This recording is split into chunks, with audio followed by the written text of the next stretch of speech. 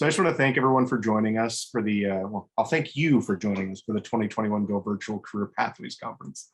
I'm Gabriel Diaz with San Diego County Office of Education, and I'll be the Zoom host today. Feel free to ask any questions if you have them in the chat. We'll get to them kind of as they come up. Feel free to raise your hand probably. But now I will hand it over. I'd like to introduce Denise Gaberman and Stefan Hardy with the presentation of Democratizing Media, Podcasting, a Tool for All. Yay! Oh, I'm doing the crowd. All the time. Students always stand up and cheer for us. We get the wave now and then. It's pretty sweet. It's pretty much our life.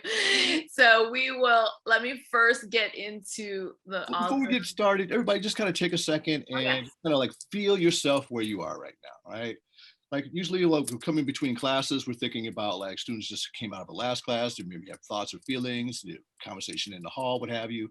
But when you come into your seat, you sit down in your place, you got to take a second and just kind of come to where you are and just be present. So just take a couple of seconds, just kind of notice how it feels in your chair, your feet on the floor, your back supported.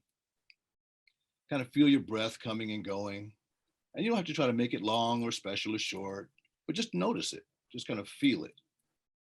Look around you where you are and just kind of feel the space that you're in. And then come back to the screen and realize that we're sharing this space here together. And I notice, we've had some feelings today. Everybody's not necessarily up on a woo kind of feeling, right? It's the end of the day. And so we're all kind of a little worn out. So give yourself some credit for, first of all, for getting through a day. And, we still got a little bit to go here, but you're basically through the day. And we're in the home stretch. So, whatever got done, whatever didn't get done, it's okay. You got tomorrow, you'll still be able to do it. And right now, just kind of feel like you can just relax a little bit where you are. I'm going to take a little bit of time here. We're going to talk about some stuff. We're going to hopefully have a little fun and listen to some students who have some interesting things to say in podcasting. And we thank you for your time and for your attention, for being here. My name is Stefan Hardy. It's my pleasure to be here with you. And I am, of course, here with the amazing Denise Gaberman. That's right. We are co-facilitators. So we have been on Zoom and in the classroom for now 4 years, I think, together. So we wanted to present our unique program, but also just give you an introduction to what we thought really helped during virtual learning and also what helps in our classroom.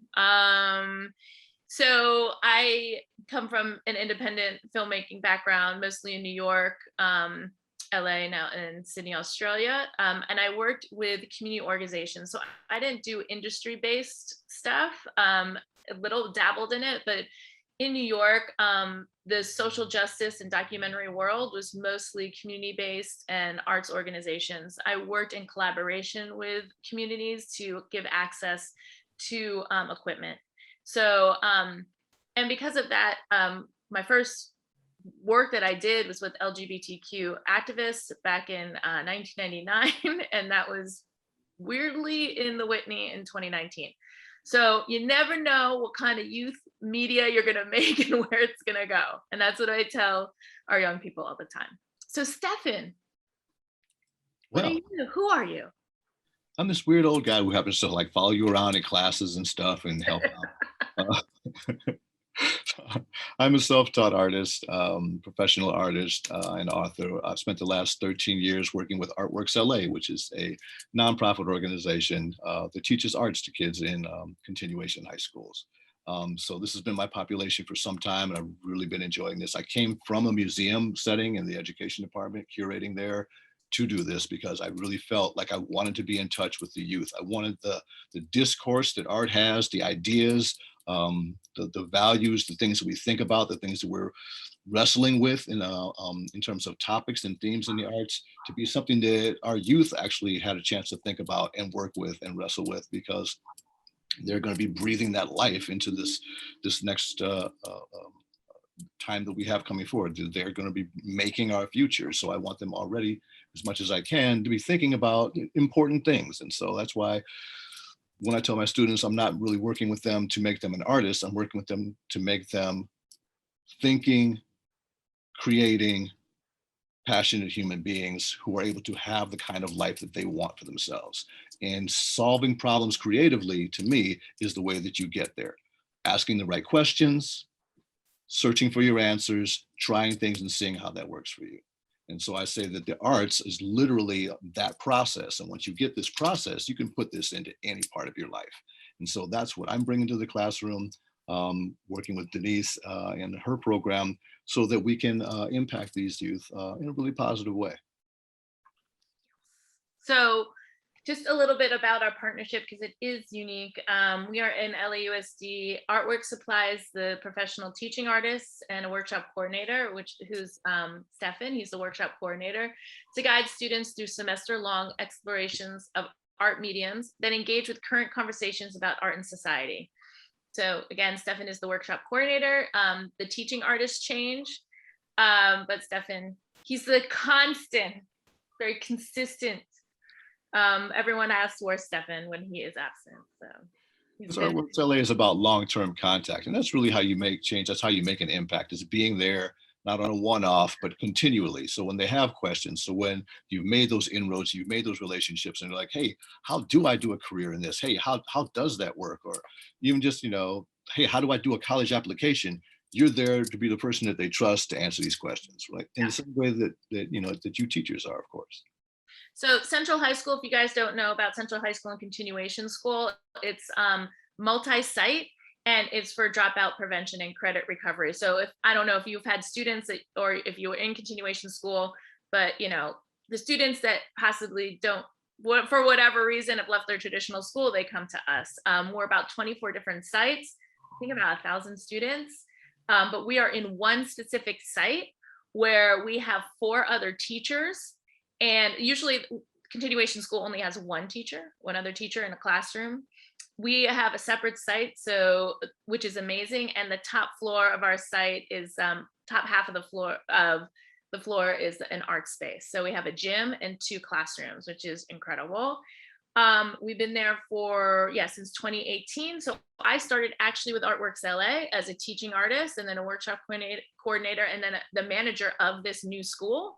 So I was working on that side, and then I came over to LAUSD. So I have now a lot of information on how LAUSD and how teachers and contracts and all the stuff that's needed for that, but also how arts organizations work as well. So we try to merge them as well as they can in this space. And you also write a lot of grants as well.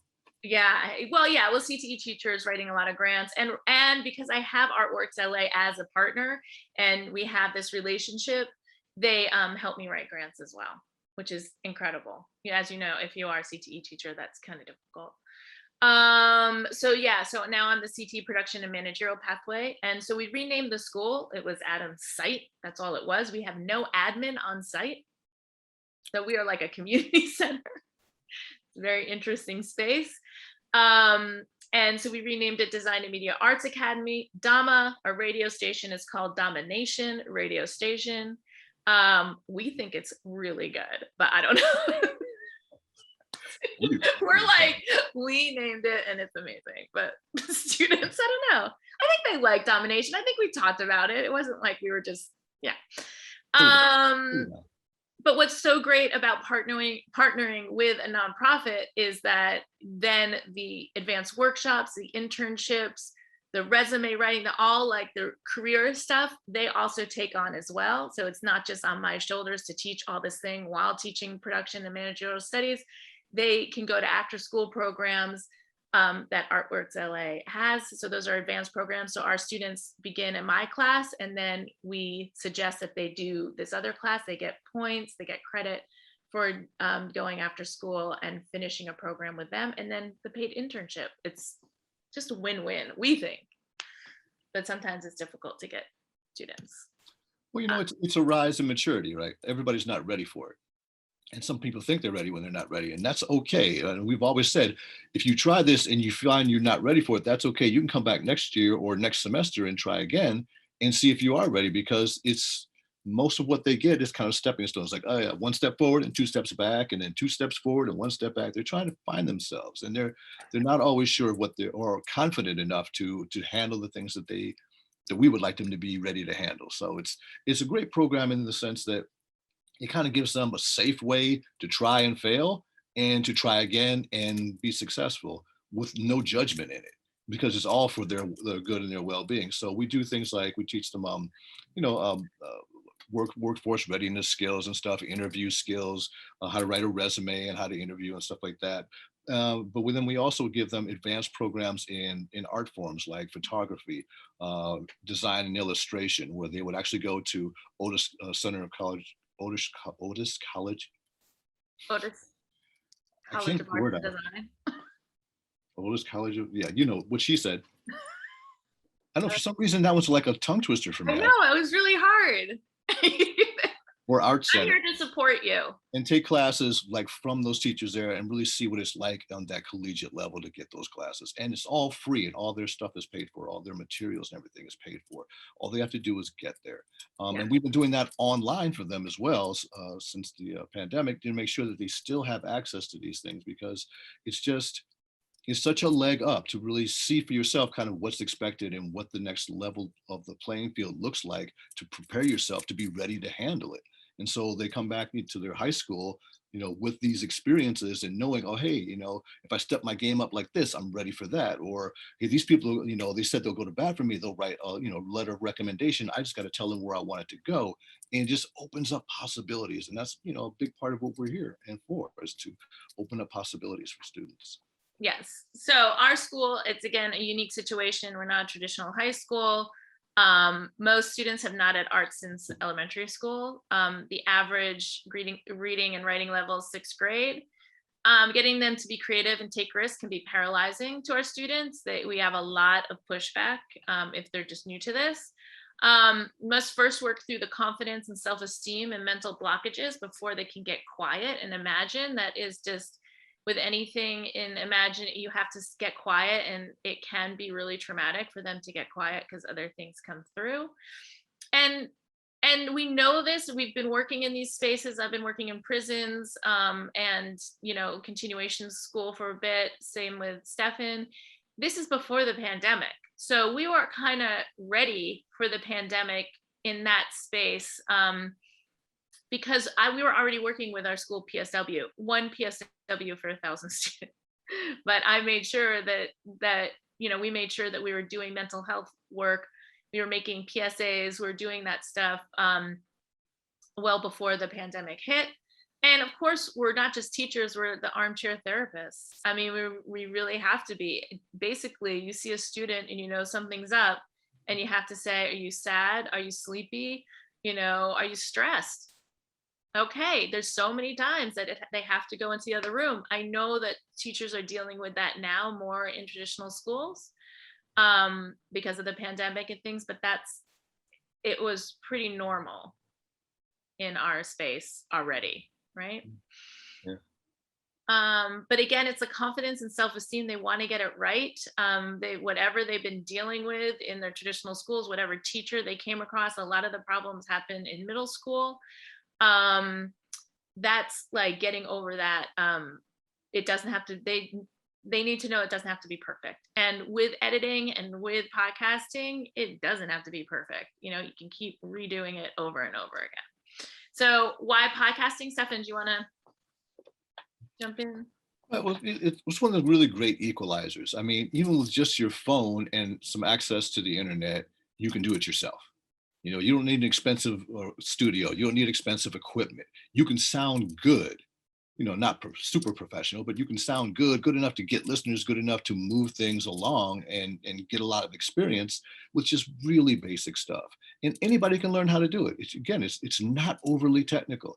It's not something where, oh my gosh, I got to spend some weeks figuring out like this and how does that work and how does flip these switches. You know, it's not like you got to work a whole mixing board, which is, can be pretty off-putting.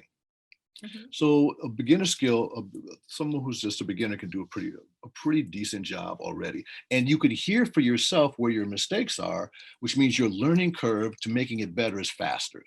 Mm-hmm. Right? So it's different than like sometimes when you do a painting, you can see something's wrong, but you don't know what's wrong about it. And this way, you can kind of hear there's, oh, that's too much space in there. Oh, that's too much background there. I should have cut that a little closer. And it's just easier to kind of or I guess faster learning curve to kind of level that up to making your stuff sound really nice. There's free distribution, so you can actually put it out there. You don't have to take money out of your own pocket to do this, so finances don't get in the way. Editing and transcribing can be a great focus exercise for people who just really need to, they're like erratic and but when they get really focused on a particular task, it makes them feel like really like firm and safe and like okay. And so some people like really work well with those kind of long repetitive tasks that require a lot of focus. And so we notice that the students that we have like that, it's just easy to kind of guide them into that and to watch that whole thing just take off. People get to learn interview skills, which is so important because it's important because you're recognizing you're getting it from both sides. It's not just I'm learning how to interview somebody else. I'm learning as I interview somebody else how to be interviewed. And we're all going to get interviewed throughout our lives, whether it's for a job or for an opportunity, or even just talking to somebody if they're just trying to decide if they want to help you out with something or not. Right? We're all making these mini deals all the time with people. And so to be able to ask good questions, have that good eye contact, to follow up with a good follow-up question, which makes people feel heard and valued and more open now to listening to you because they're feeling like you're getting them. These are essential communication skills for the world. And I didn't put it in, but I'm sorry, active listening. So active listening skills, number one, and what you said, just about learning to listen and then ask the follow-up questions, which has been pretty difficult. But again, with time, they learn that this is a conversation. You're making something between two people and you're collaborating. While they're the subject, you're the interviewer. It's when I say democratizing, there's no hierarchy in that space. You're creating the story together. And I think that that's what we need to keep talking to the students about. I do that with photo or anything. Yes, there's a photographer. Yes, there's a subject. Same with video. But you have a say as a subject of what you're going to say and how you're going to frame your story. And you should speak up. Don't let other people edit down your story or that thing. So them giving the tools to edit and to be in that space, they know what the power is and what happens in the media itself, in any kind of form of media. They'll kind of start questioning how things are made by making things themselves. Again, the teaching of history and radio. Okay, we all dealing with the pandemic and a crisis that happened. So because we're in California, I tell them, like, what happens if the big earthquake happens? What do we have if we don't have our phones? What do we have to communicate? We always have radio. Radio in rural settings, radio in not third world, but like in different countries, just much more important. And that's what we'd be going back to when we know that our digital phones and our Wi-Fi's are not going to work. So I really want to hit home, like, that radio and other spaces is actually a really important communications tool. And that's why we talk about the history of that as well. Is any questions? Anything? Okay. Do you want to talk about the project overview? I want you to talk about the project. Okay, I'll talk about it. The boring one. Who's going It's all great at me. Okay. Ecosystems of LA, mutual aid and communities of care. That was our theme. So Artworks LA always comes to us with a theme and a partner. Our institutional partner was the Natural History Museum. Mm-hmm. And this is a big thing. When you look at these themes, you're like, how am I gonna teach it to a bunch of kids and break it down for them? Okay. But we're in a pandemic, mutual aid. All right, how are people helping other people? So we talked about neighborhoods. We talked about what's going on now. Do they see some food drives? What are they seeing around them that's happening? So the topic is big and usually themes are pretty intense. And then we just break it down for them. The grant was made possible through Cal Humanities. Again, a grant that me and Artworks LA worked on together.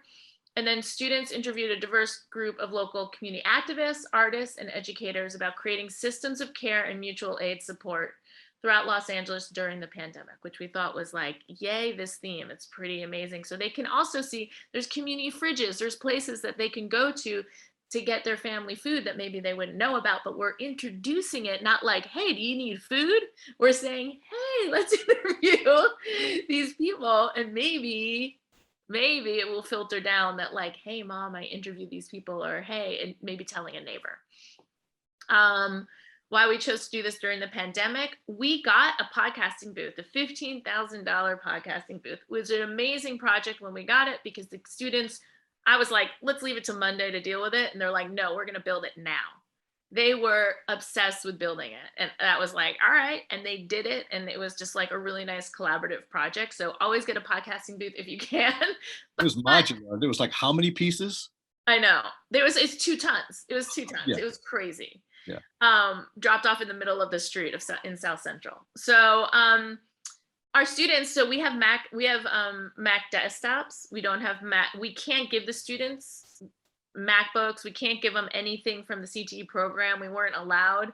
But they only had Chromebooks. And I was like, as a Mac user, I was like, I don't know what we're going to use. I am totally confused.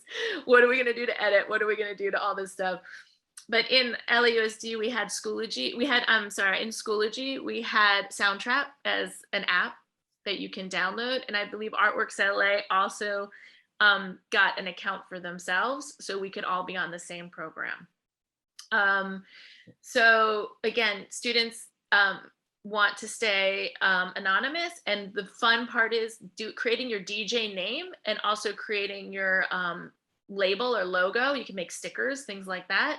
I always bring in arts things that they can actually do, so it's not just always online, always on a computer. But yeah, staying anonymous is just so important to them. And then the shy ones obviously get to shine a little bit more. We also do intros, DJ intros. That's our first thing that we have to record, which can be super fun. Stefan has the best radio voice ever. So we always, you really do. You have a great radio voice. So we have him intro it, model it on Soundtrap. And you'll hear some of those as well. And then again, especially during the pandemic, we have Zoom in speakers for them to talk to and to be connected to someone else other than their annoying teachers that are like, are you up? Are you there? That kind of thing. And those were always just whenever we had a guest speaker, it was like everyone was alive, right? Yeah. It was really, really sweet. We couldn't find a lot of our students. I don't know if this happened to you guys, but like during the pandemic, we couldn't, I mean, we're still in the pandemic, but we couldn't find them. Some of them just got off grid, which they do very easily because they don't like to come to school. But yeah, it was just nice that when we had those guest speakers, mostly they would be there. That's great questions. This is my most fun page. What? We had the students come up with the questions for the guests. We would tell them something about the person, give them some information on their background, and then we would help them write the questions. And of course, Denise and I would toss a couple in there to get things started. You can't just, leave the whole thing. They had some great questions. And then in the interviews themselves, they're tossing in like follow-ups. So no, wait, let me ask you though, it was beautiful. It was beautiful. And the thing was, is because it became something that they felt they had some control of themselves or some direction of themselves, they were really taking ownership of it, that it was able to go that route and be that kind of spontaneous. I think if we had tried to make it too structured, I don't think we would have gotten as much from them. I agree. And this is the boring standards stage, just so you know. But no, totally agree. That over the standards. Oh, do you want to, so this is Soundtrap. Has anyone used Soundtrap? Because Soundtrap is Spotify, I believe. So if you don't want to use them, I get it. Audacity is also something. There's so many free things that we can share with you, but we were like scrambling in the beginning to figure out what we could do with the with no money and with the Chromebooks. And so luckily it was attached to Schoology and it was all, good. So this worked really well for us. And again, when you know your basics of editing, you can go pretty much to any program and kind of apply it. Just Kate's a little tweaks. So do you want to share? I'll stop The sharing. screenshot there, that was Estefania Gallo. She was the teaching artist that we worked with. She's a professional podcaster. And so it was interesting. She got to teach them a lot about podcast history, but also like techniques, about mic techniques, about distance and stuff, about how to slow yourself down and make sure you're really pronunciating and enunciating. It was really fun working with her because, you know, she's an industry person. Not, you know, just a dabbler like me. So Yeah, like it was us. really great to have her in the classroom and to benefit from her experience. And you have a mustache there. That's true. Yes, I changed. All right. So if you want to go to, yes, Soundtrap is super committed to education. Yes. Yeah, and programs. That's right. And it was crazy that it was free for us. So I was very excited that they actually purchased it. LAUSD purchased it. Yeah. So they'll give anyone a free like pilot for even like a little bit longer than you'd expect. So if anyone's interested, let me know and I have their contact. Ooh, awesome. Thank you. That's awesome. Yeah, so this is where all our DMA podcasting was, and then all the projects were in the same space, so we could go in, and especially on Zoom, we could go in and be like, "Ooh, look at you! You did." We don't say that, but we could tell who was working when they were working, which I thought was amazing. So that we could, in real time, go onto the same platform with that kid and help them work on their piece. Like, there's like, "Oh, I'm right here and I don't know what to do." And so, "Oh, you can click this and do it right with them in real time, and then step back out and leave them in the studio and they keep going working on their own." It was amazing. Yeah. Amazing. Yeah, and a lot of them worked in different ones. Which one do we want to do the one where they are they're just talking about, it's no guest and it's just all of them talking? Okay, so you hold on. Students discuss pandemic life.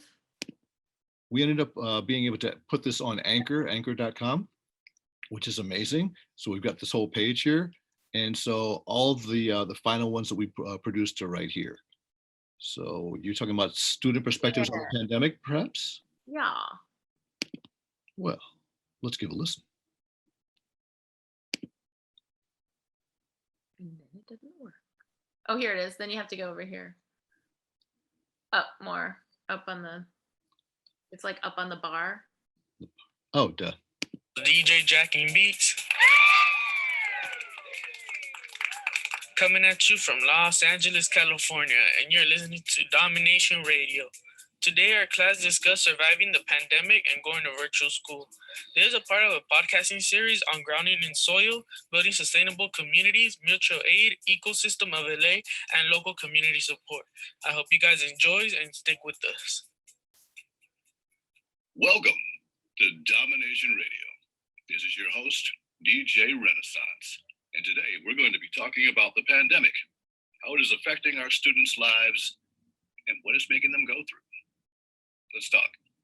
I'm not working, but it's steady hustle. Like, you gotta find something to keep in the income coming towards your pocket, because it's like it gets real, and it's like when you come down, it's like you start noticing things. Reality is what it is, and you sort of have to start providing and putting things together and putting your head into it, because it's like you could keep doing the same things forever, or you could try to know what you're doing wrong and sort of cause the change how you go about it. And it's crazy, because it's like a lot of people go through a lot of things, and it probably has them stuck in a place where they don't want to be, and they're just probably trying to look for somebody to talk to, or have a journal or something, that's pretty useful. But it's real, people trying to find ways to cope with their pain or their trouble. Yeah, I haven't had to work yet. I've always wanted to get a job, basically since I was 12, basically, because I learned the importance of money.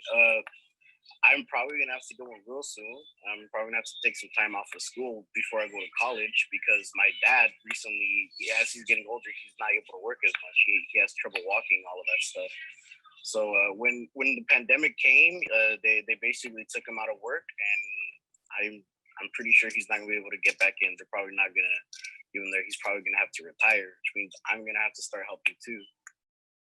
You're gonna have to step up, and I could feel that. I feel that with you, because it's now that I'm older, like I'm sort of the father figure to my little brother. So it's like I sort of gotta improve in every way that I can. And like even if it's just supporting like that, like like I gotta mentally be there, like and try to tell my mom and explain how like we can help each other. Because it's hard. Stop that one there. Do you want to stop that one there? Sorry. And maybe See, just they like get deep.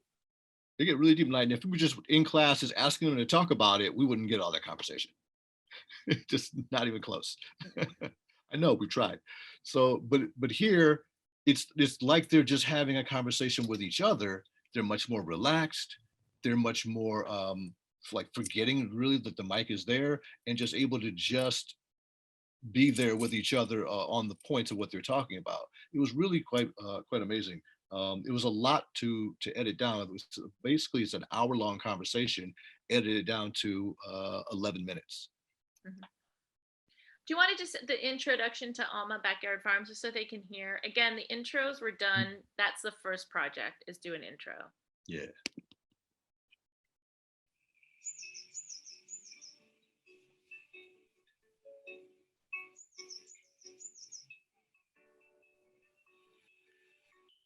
Welcome everyone, it's your boy DJ Pinecone and you've just tuned into Domination. Today I'm happy to introduce to you our wonderful guest, Erica Cuellar, who helps our community with her very own farm.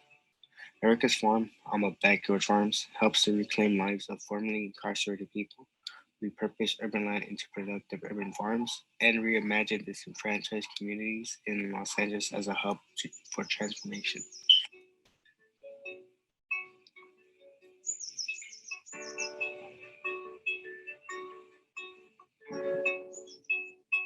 It's DJ Tut Tut. Hello, Erica. Thank you for being part of our podcast series called Grounding in Soil, Building Sustainable Communities.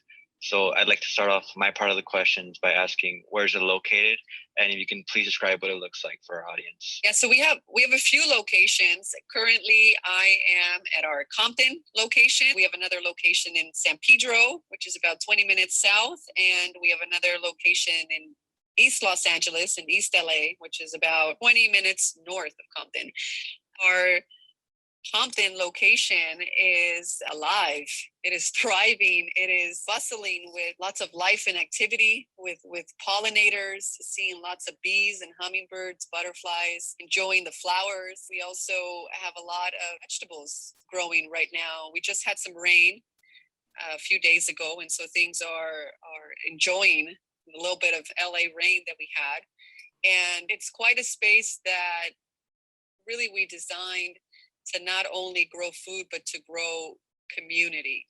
And so we've created our spaces to inspire, invite, build, empower, and to really bring value just to the space, but the community as a whole, to the neighborhood, to the people that encounter the space, to the food and the land. And so the space is just very alive. How much can you grow on the land, and what different type of crops can you grow? Yeah, so in Compton, I think we only have 8 more minutes, but just there's a variety.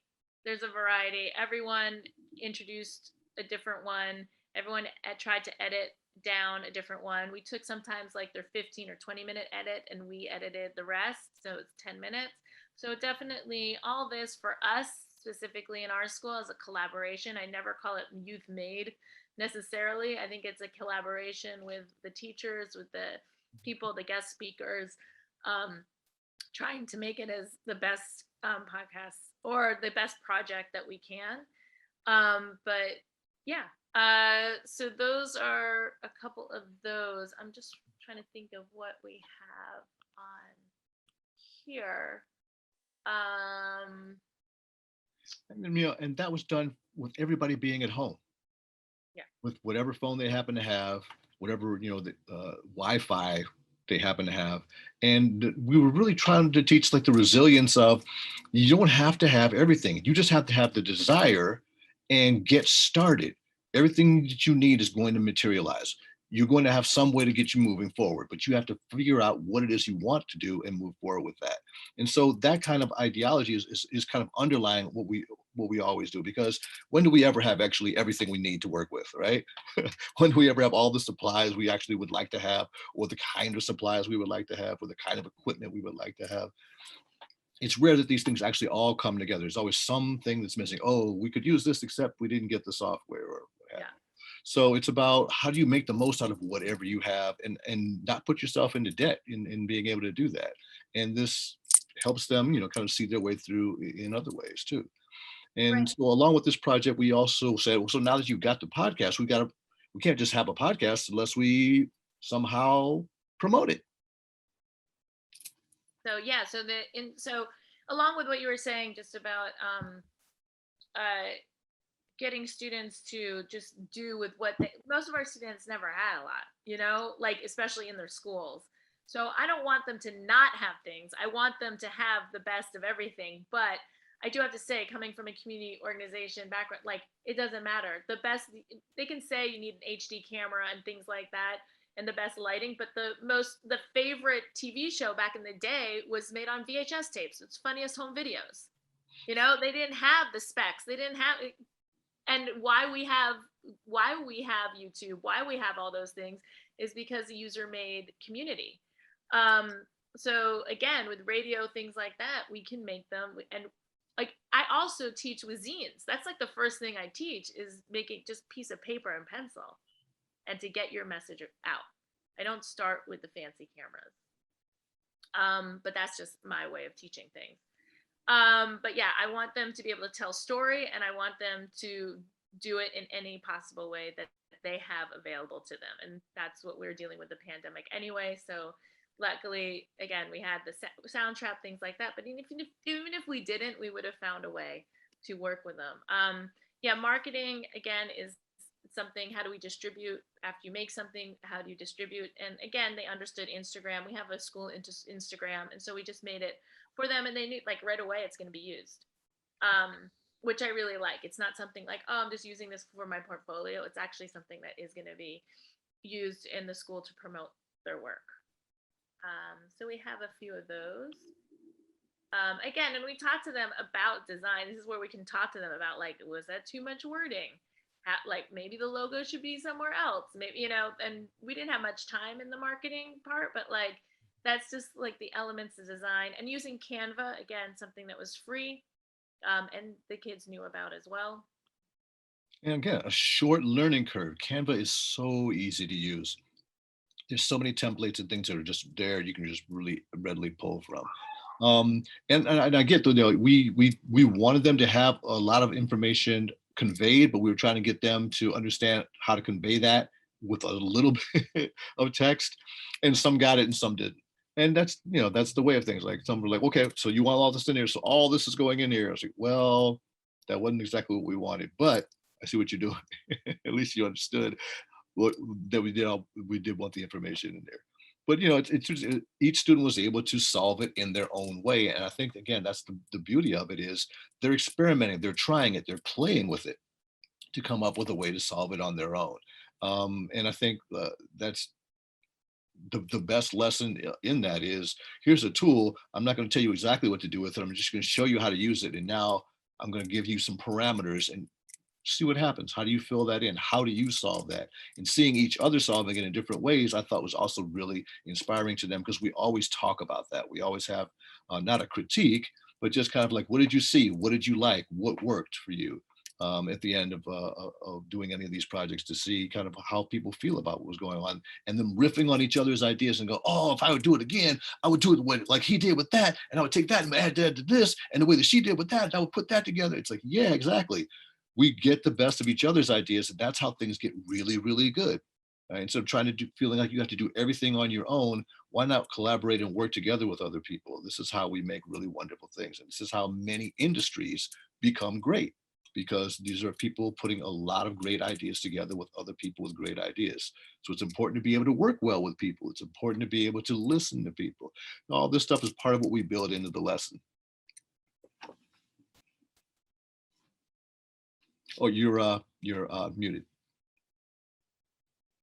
What with Canva and Soundtrap is that the ability that we could see all the projects together, and we could put notes on them, It's not just in the classroom, and that they can see the other students' work, right? It was just great. So here's some resources that we used. I also use StoryCorps for interviewing. I love them. I knew about them in New York back in the day. And then just like 101, how to start a podcast. There's so many different, and it did blow up. I saw that in the chat. Like, it did blow up after the pandemic, even more so. So you're going to see a lot of really bad video and a lot of really bad articles. I like the ones that are a little bit older sometimes. Just say, like, you're trying to learn a camera and you're trying to look at the YouTube videos and you're like, oh my God, stop talking about yourself. Just talk about the camera.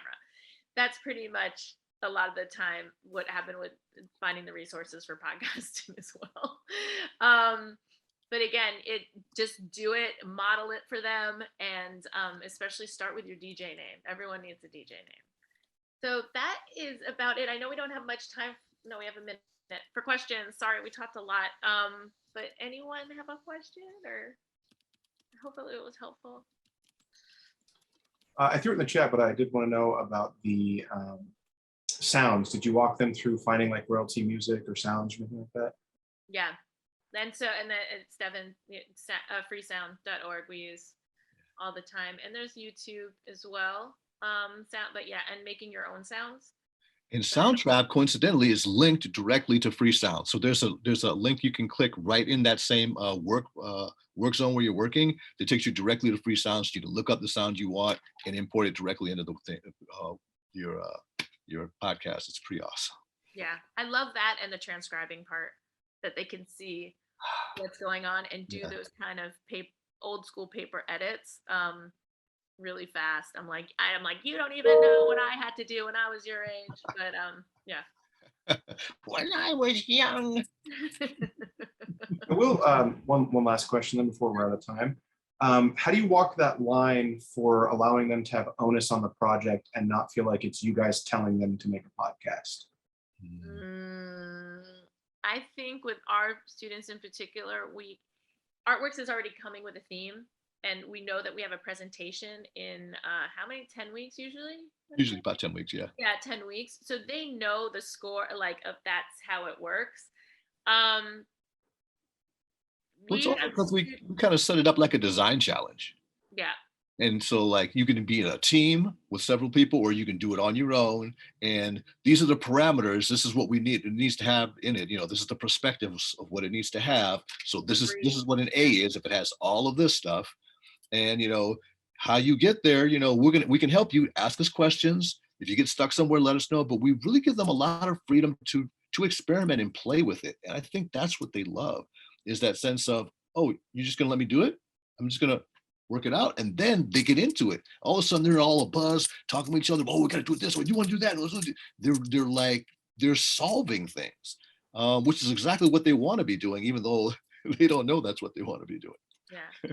So on a good day, that's what happens. And it could be that we modeled it correctly, and then we gave them the right kind of guidelines, and then other days, especially with that one kid that's always talking is not there, and now it all falls apart, so there's always different situations. It's not, I want to say that it works every time, but it doesn't work every time. Not every time. Thank you both so much. I really appreciate it. My pleasure. Thank you. And I look forward to the people who are going to be able to watch this on recording and everything. And this was a wonderful presentation. You guys have a good rest of your day. Thanks so much. Take care, everybody. Really great talking with you. Have a great rest of your day.